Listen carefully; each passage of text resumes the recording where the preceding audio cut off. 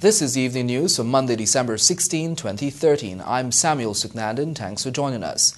Making the headlines tonight. You can call it showers of blessings, but others may differ. More heavy rains expected over the coming days. DPP's ruling in Orange Walk shooting imminent. Fly Jamaica launches Toronto flights tomorrow. PPP confident sugar industry can turn around. Deportee charged for cocaine possession. And woman needs second urgent kidney transplant. And now for the news in detail. Director of Public Prosecutions, DPP Bibi Shalimar Alihak, is currently reviewing the file containing the facts surrounding the case of the Orange Walk shooting incident, which saw the shooter walking scot-free. Last November, Magistrate for Bea Azur discharged the preliminary inquiry PI stage, saying that a prima facie case was not made despite video evidence of the cricketer Carlin Barton when he allegedly shot Sean Nelson, with whom he had a long-standing friendship. The DPP's communications specialist Liz Rahaman said special attention is being given to the file, noting that the DPP's decision is forthcoming. She confirmed that the file is with HAC for more than 3 weeks, but explained that the file has to be reviewed thoroughly before a decision is taken. A man was discovered dead yesterday at his Shortville home, which was also ransacked. Bashar Mohammed has the details. The body of Jamaluddin Sattar, 56, also called Jagu, of Lot 28 Middle Street, Shortville, West Coast, Demerara, was on Sunday discovered wrapped in pieces of cloth and in a pool of blood.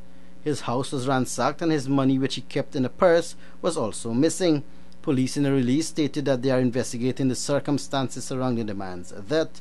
The release added that Sattar's body was found at about 7 hours 30. According to information received, this was not the first time the man's house was burglarized. About 3 months ago, unknown persons carted off a quantity of jewelry and other items. His reputed wife of 5 years, Jenny Hartman, explained the last time she saw the man alive. Well, yesterday afternoon, I left here 6:30 to work.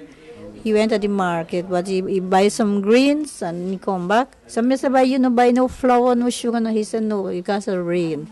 The man was come from the place that said in La Jalasi.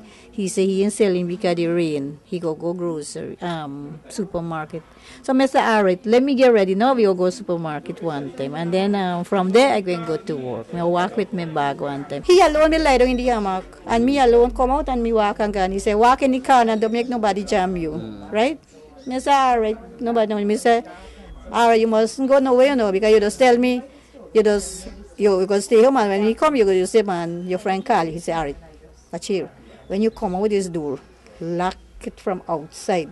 Upon her return home on Sunday morning, Hartman made the gruesome discovery. Sattar brother, JJ. So he said, Bauji, where the man there? Me a call for he and he not answer me. Me say, but how me go know? This now coming, no see now coming, man. Me say, he must be there inside there. Because he left you outside. Because when me watch, me see the padlock just going to lock it, he just so. When we open the door, me see all over tumble up now. So I say, something wrong here again. So we watch now, me see the door tumble up, me see everything tumble up. Me say, So me say, man, then me start me see, doing the hammock. Me holler now, S. No. Me say, where the ass is the S? No answer. Walk me now. Walk me see the man lie down there. The distraught woman stated that she screamed and neighbors rushed over to inquire what was happening. The neighbors claimed that they did not see any unusual movements or heard any suspicious sounds. The man's body was taken to the Ezekiel Funeral Home, where it is awaiting a post-mortem. Bashar Mohammed, The Evening News. Fly Jamaica says it will launch its one weekly Toronto service tomorrow, 17th November. The Evening News understands that the flight will arrive in Ghana at the Chedijagan International Airport sometime during the evening period, with the Georgetown to Toronto leg of the trip departing on Wednesday morning. Sales manager at Fly Jamaica Junior Horatio said that the airline will continue to operate its 3 flights per week between the Ghana and New York market. No additional flights are being added for the holiday season, and the New York flights are all filled, according to the airline officials. The People's Progressive Party Civic, PPPC, said it is confident that the sugar industry will make a turnaround for the benefit of all Guyanese. Here are the details in this report. General Secretary of the PPP, Clement Rohi, said that his party is confident that the industry will see a turnaround with the possibility of expanding in the future. Rohi told media operatives today that the new board of directors is expected to be the main contributing factor to the turnaround of the industry, with support coming from the two sugar unions, GAU and NASI. He said looking at the performance of other sugar industries in the Caribbean and those outside of the region, Guyana is making significant strides to improve and upgrade the industry's overall performance. The industries in other Caribbean countries are struggling. We are also struggling too, but the point in our context is that the industry has greater prospects for not only having it being turned around, but surviving in the long term. The party's General Secretary stated the development brings challenges, while noting that there will be challenges here, but this is not peculiar to Guyana's sugar industry. Now, this doesn't mean to say that we should sit on our laurels and allow this industry to decline. The People's Progressive Party was not elected to govern over the demise over the sugar industry. If you search our manifesto, we will never find that.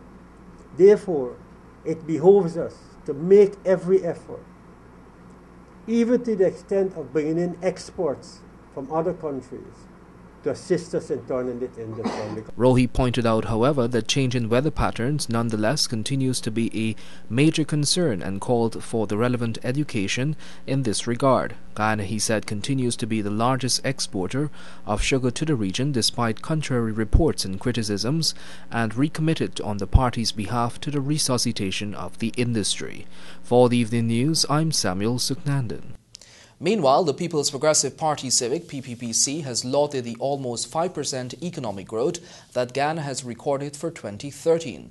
General Secretary of the party, Clement Rohi, said this achievement is admirable since it was achieved in the face of a global economic downturn and what he termed a hostile parliamentary opposition. Rohi said a sound macroeconomic policy by the government has resulted in increased foreign direct investment, adding that the banking sector has showed growth. Additionally, the amount of people owning their own homes and cars, along with increases in public servants' wages annually. He added that there have been significant increases in the productive sector, with rice and gold surpassing projected targets. Investigations are being conducted into the murder of Carl Gittins, 45 years, of Sophia, which occurred at about 18 hours 45 on Sunday, December 15, 2013, at Lamaha Springs, Georgetown. Police say investigations have revealed that Gittins, who was armed with a cutlass, confronted a man who was having a relationship with his wife, from whom he is separated. During the altercation, Gittins chopped the man about his body and was fatally stabbed. The suspect has been admitted under guard at the Georgetown Public Hospital. Join us after these messages for more of the Evening News.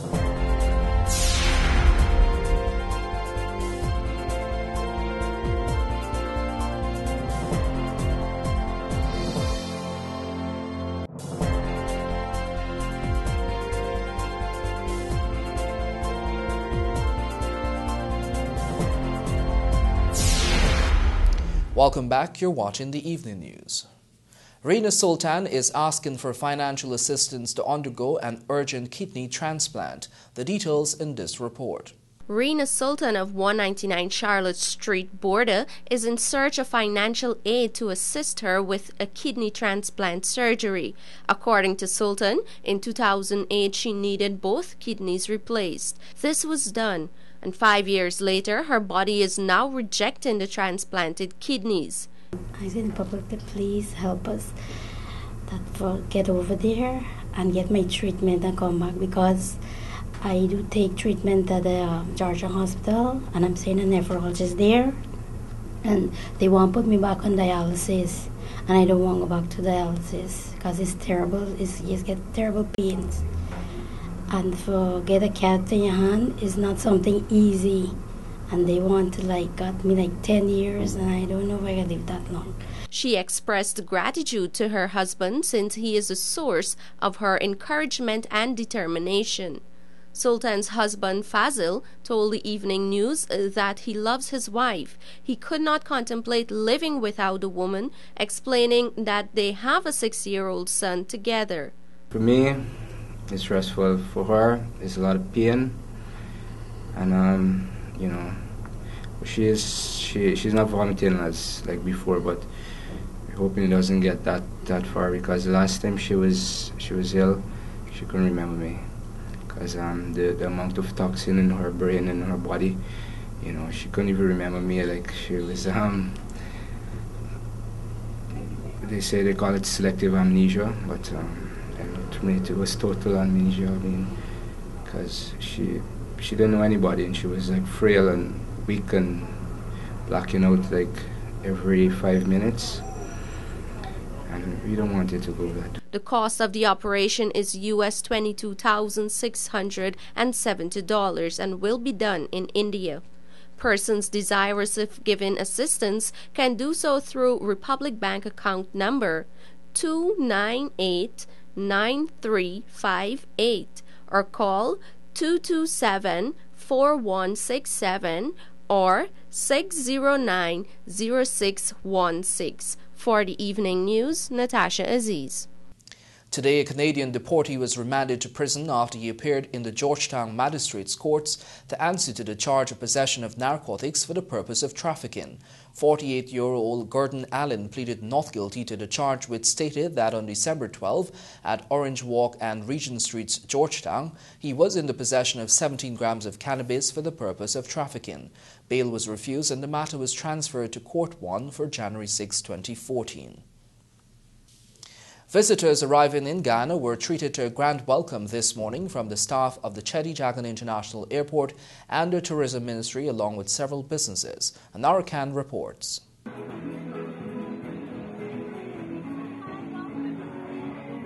Guests were treated to cakes, sweets, rum punch, and even music upon arriving at the CJIA this morning to put them in the Christmas mood. This annual activity began today and will run until Christmas Eve. The visitors were all ecstatic about the activities, expressing their delight. It makes me feel welcome back again at home. I feel so good, honestly. I feel so good. I feel welcome. I haven't come back in 12 years. And I come for my uncle's funeral, but I'm going to spend the Christmas and then go. But I really feel good. I enjoy it. It's nice. This is the best welcome I ever had on an airport. So I'm very grateful. I feel very welcome. Meanwhile, the Tourism Ministry is also celebrating the fact that Guyana's tourism industry is blossoming. Director of the Guyana Tourism Authority, Indranath Harold Singh, disclosed that Guyana is expected to have 16,000 visitors by the end of the year, with all the flights coming in filled. This, he noted, is an 11.5% increase from last year. That puts Guyana among only 3 other CARICOM countries and members of the Caribbean Tourism Organization, and that's among 34 destinations here that have experienced a double-digit growth for this year.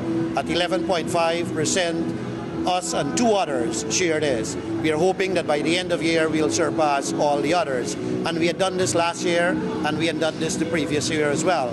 So this augurs well for tourism for this season, when so many visitors are coming in. Our occupancy at our major hotels are very high.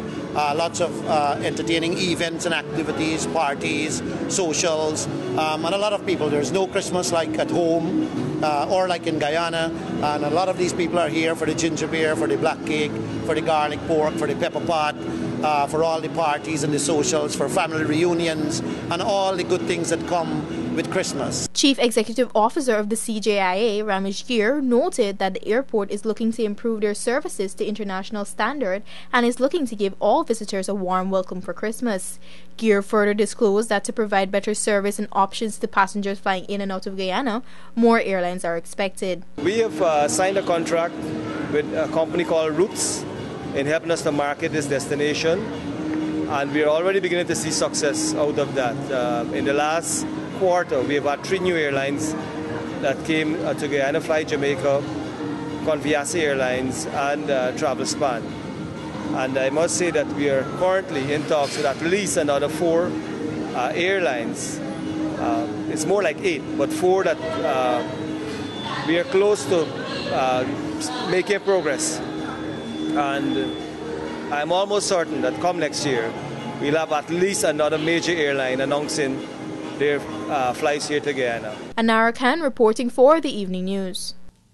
A quarantined rice farmer is thankful for his life following an armed robbery at his home in the wee hours of Monday morning by 4 gunmen who managed to escape with cash, jewelry and mobile phones. The robbery was committed at about 1:30 after the men gained entry into the house by removing several louvers panes from a window in the lower flat of the house and cutting off an iron grill. The robbers invaded Ramnarine Lal's property and carted off with $500,000 in cash, a quantity of gold jewelry valued $1 million, and 3 cell phones valued $86,000. The men were all masked and dressed in dark-colored clothing. 2 of them were reportedly armed with small black handguns and 1 with a black shotgun. The Mayor and City Council today advised citizens that it has made ample preparations for the rainy period, and at the moment all of its hydroflow pumps and sluices are operable. Here's more in this report.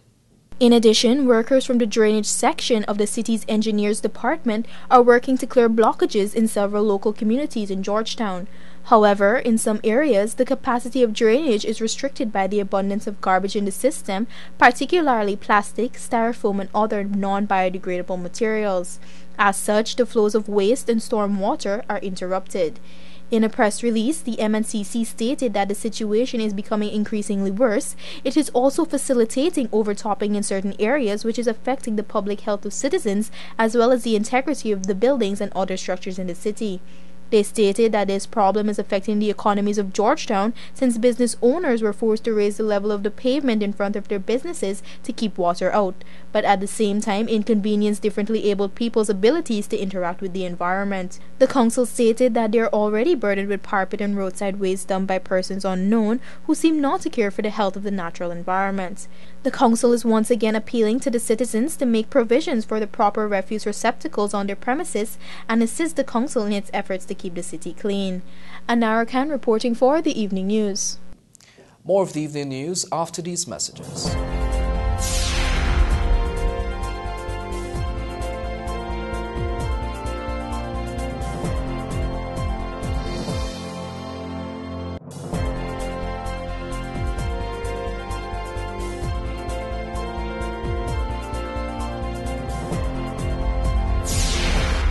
Welcome back. You're watching the Evening News. The frequent power outages are taking a toll on Region 2 residents, particularly small business owners, many of whom have now resorted to purchasing generators to ensure the blackouts do not dampen their Christmas. Even the Region 2 administration has purchased a generator to supply its various departments with power.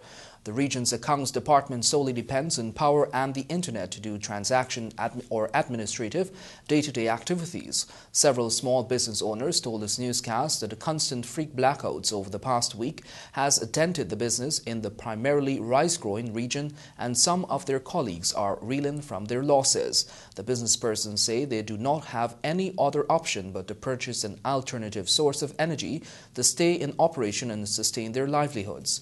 One small shop owner, Talish Persot, said he is frustrated about the situation and is now convinced that he cannot rely on the power company. He said during the massive power outage last Monday, he lost thousands of dollars in goods as there was no cold storage for items such as sausages, ice cream, chicken, pork and beef.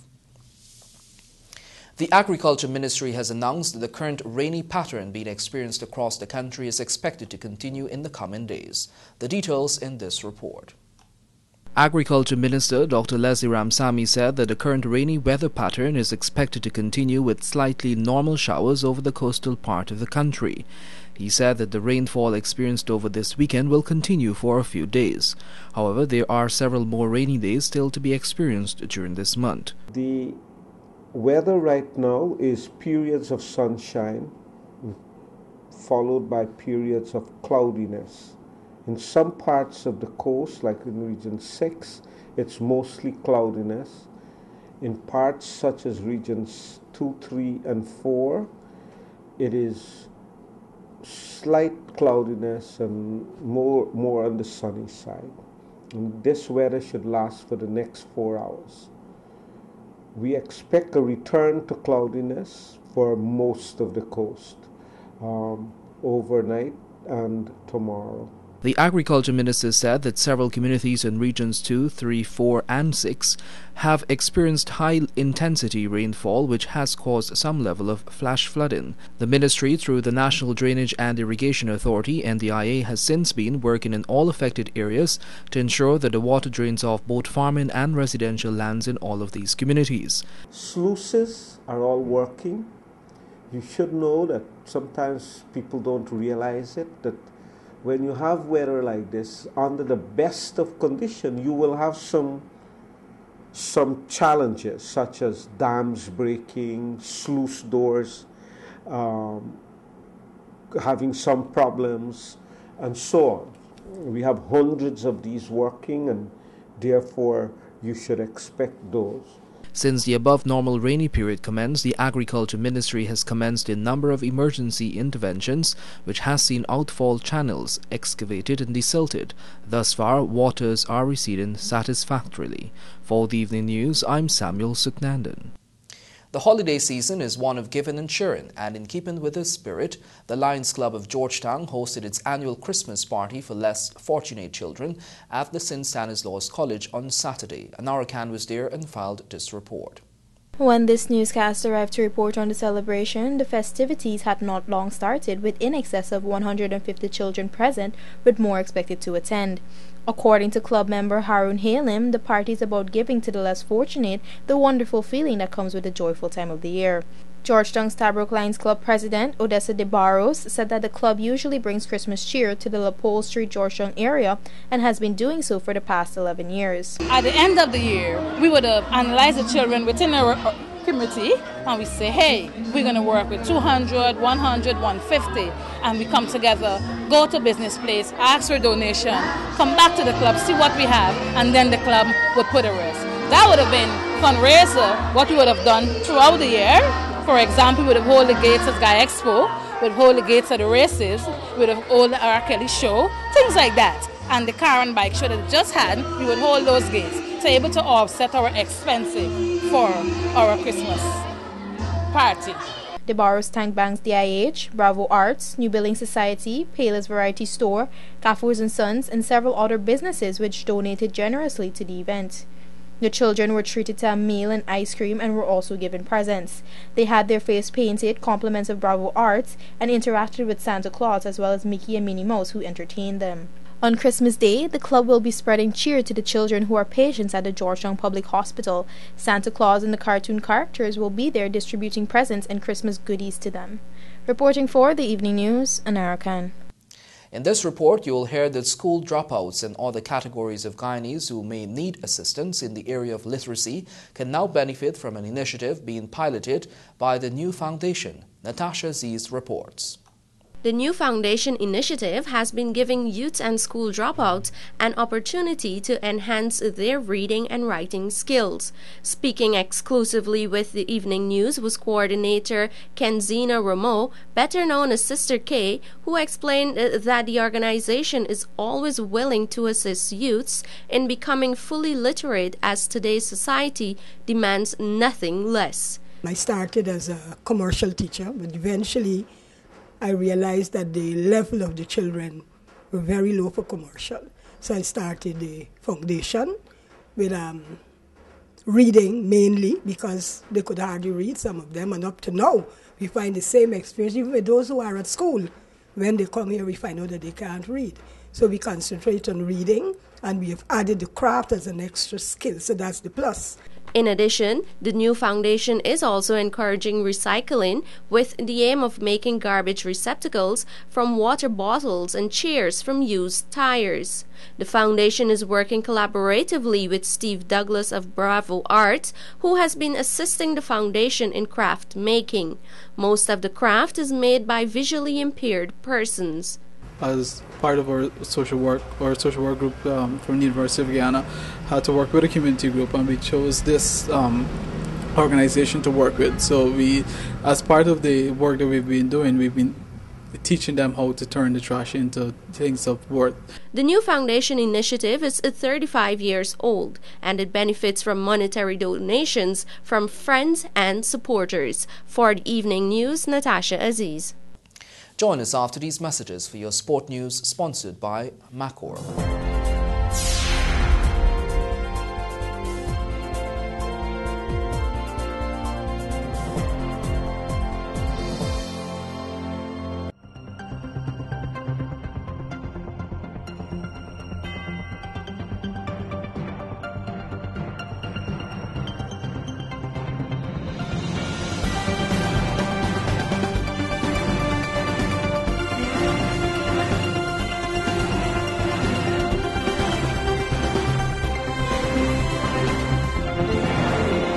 Welcome back, and now a full look at sport in your headlines.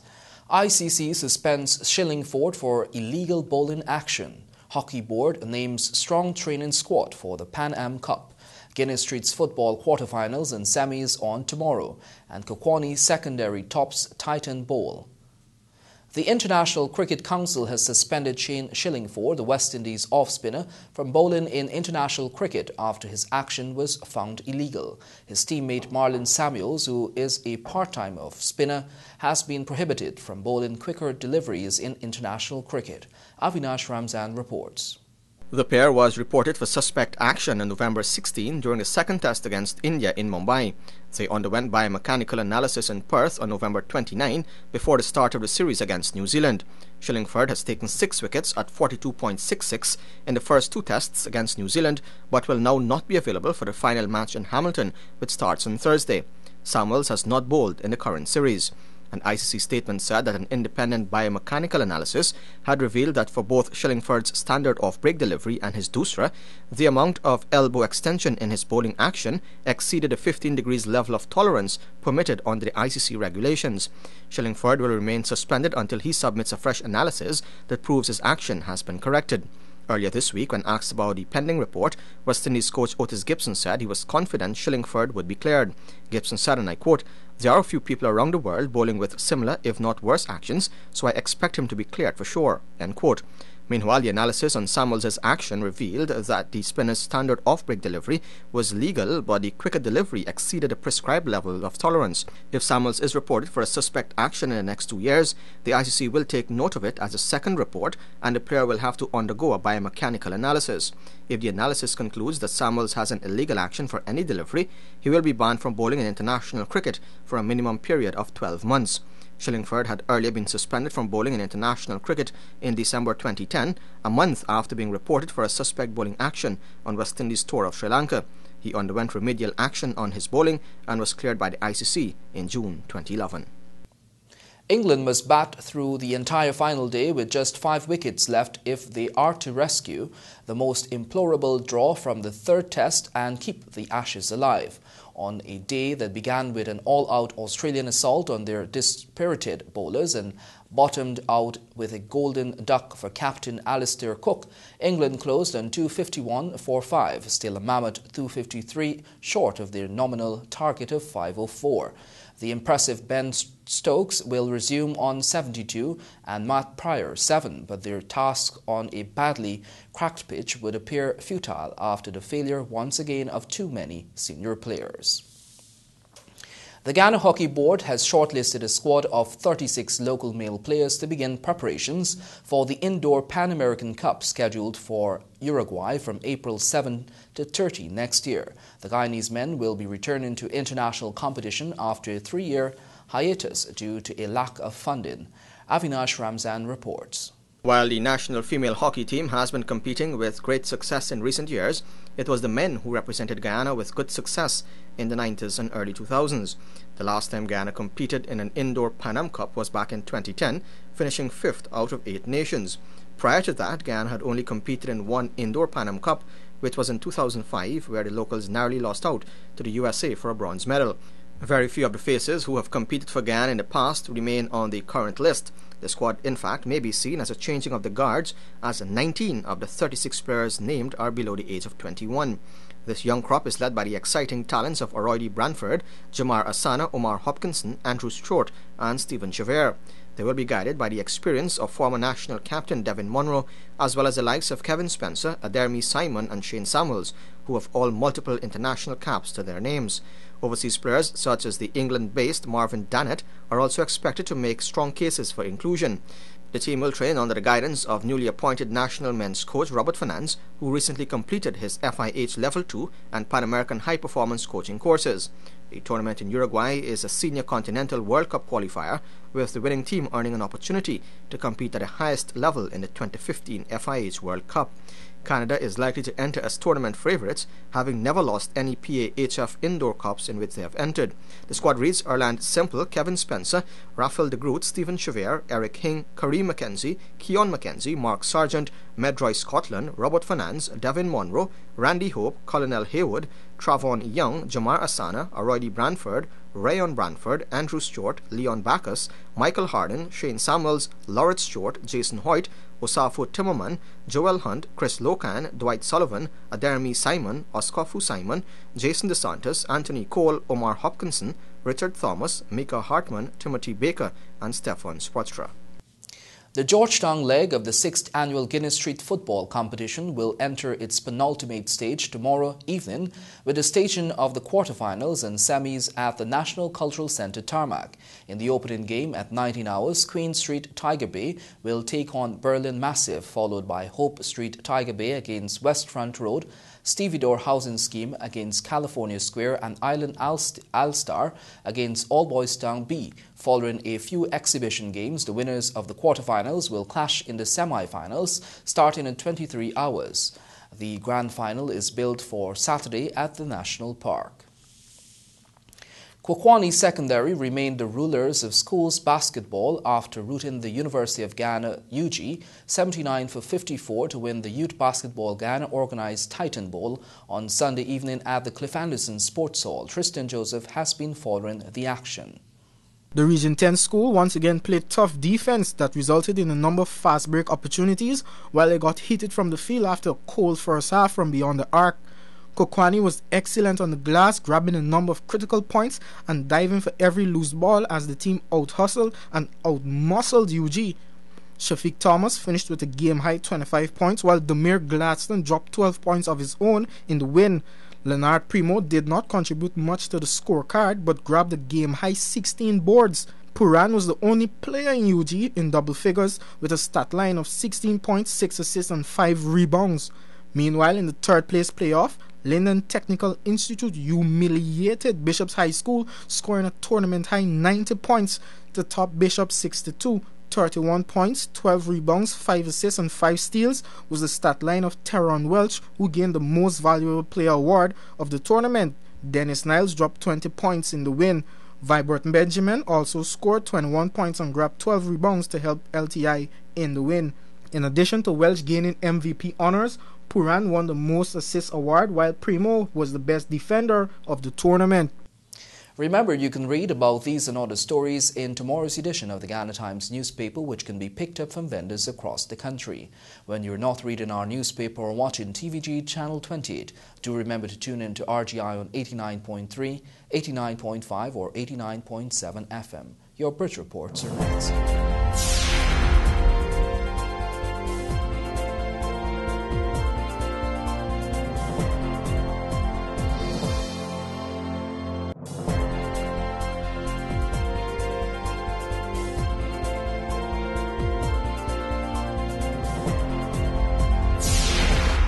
Welcome back, and now for a look at your bridge reports. The Demo Harbour Bridge will be closed on Tuesday, December 17 at 5 hours 30 for a period of 1.5 hours. And the Berbice River Bridge will be closed on Tuesday, December 17 at 16 hours for a period of 1.5 hours. That's your Monday, December 16, 2013 edition of the Evening News. I'm Samuel Sugnandan. Thanks for joining us.